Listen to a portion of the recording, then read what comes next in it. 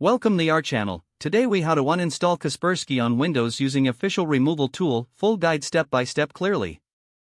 To uninstall Kaspersky using the official removal tool, start by downloading the Kaspersky removal tool from the official Kaspersky website. Once the download is complete, locate the downloaded file in your computer's downloads folder. Double-click the Kaspersky removal tool executable file to run it. If prompted, allow the application to make changes to your device by clicking Yes. The Kaspersky removal tool will open, displaying. Before proceeding, make sure to read any instructions or information provided. You may be required to close all running applications, including Kaspersky products. Once you are ready, click on the Next button to continue. The tool will start the scanning process to detect any installed Kaspersky products. Wait for the scan to complete, which may take a few moments. After the scan, the tool will display a list of Kaspersky products installed on your system. Select the Kaspersky product you wish to uninstall from the list.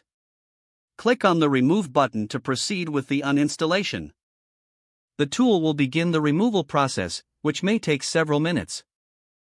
Once the removal is complete, the tool will notify you with a confirmation message.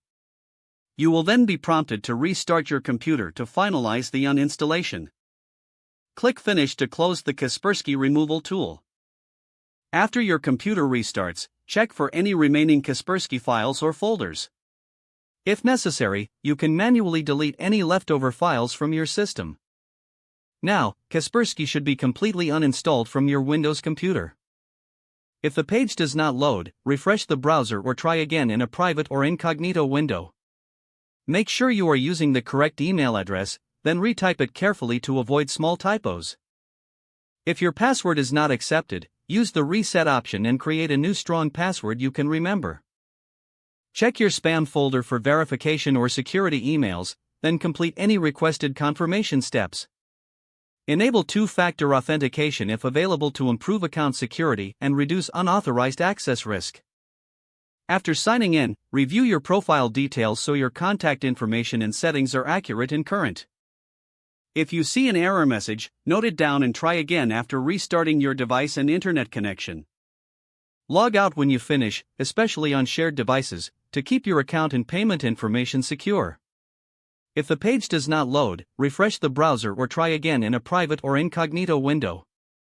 Don't forget to like this video and subscribe to our channel for more step-by-step tech guides.